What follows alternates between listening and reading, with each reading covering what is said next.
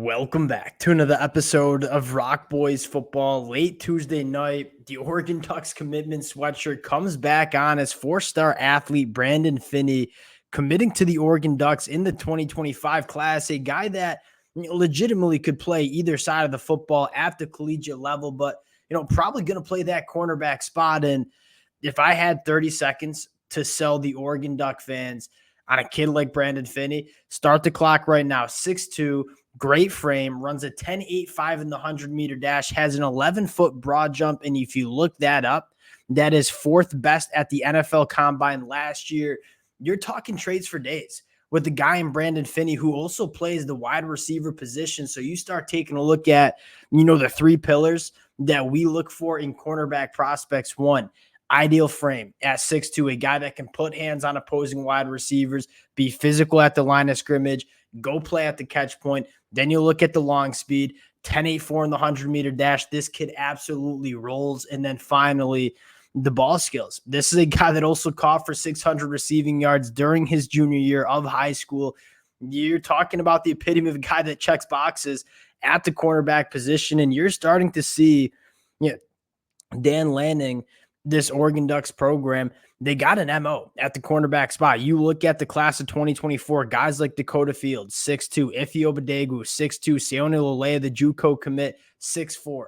And Oregon wants big, physically imposing cornerbacks. You love that going into the Big Ten. I am a massive fan of Brandon Finney, a guy that probably is a riser in the rankings during his senior year because, again, was kind of thought of as a wide receiver prospect, but at the end of the day, his game just translates so well to the cornerback spot.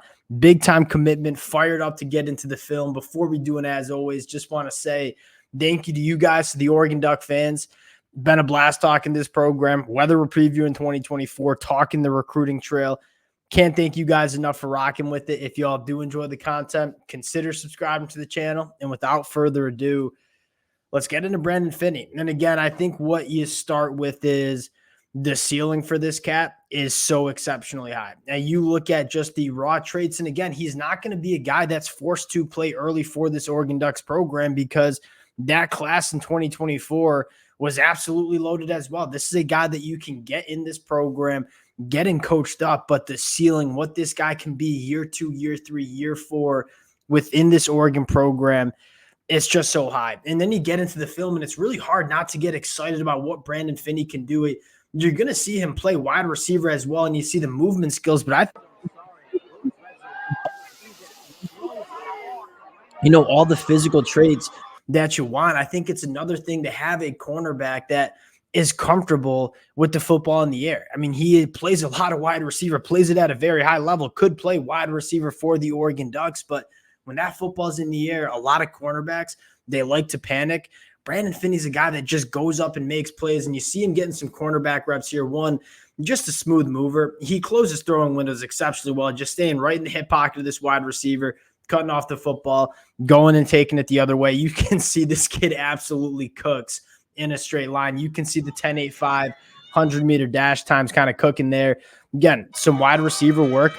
I like the wide receiver film a lot. A guy that can separate, a guy that can play the football in the air. When it's time to operate with the football in his hands, not many people are catching him. And he could be a very good wide receiver, but man, I'd be lying if I just didn't want to have him play boundary cornerback where really good movement skills. Again, you see these throwing windows. I mean, just routinely closing throwing windows, going and playing the football. Again, absolutely rolls in open space. And this kid's a box checker, brings just such a high ceiling to this Oregon Ducks cornerback room.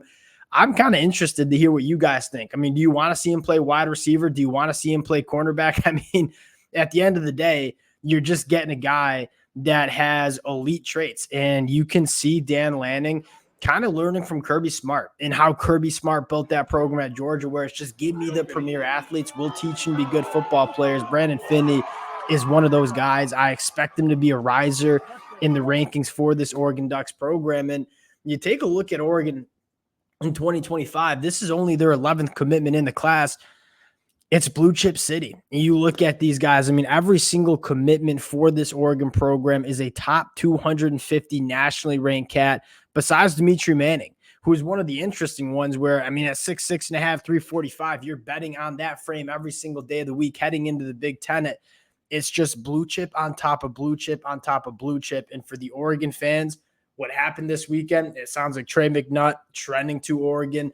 They had, 6 5-star prospects on campus? We always say it, like Dan Lanning's lurking, and he's going to close on some of those guys. You are building a very strong foundation to this 2025 class, and now you just need some top-end talent, whether it's DJ Pickett, whether it's DeCorian Moore.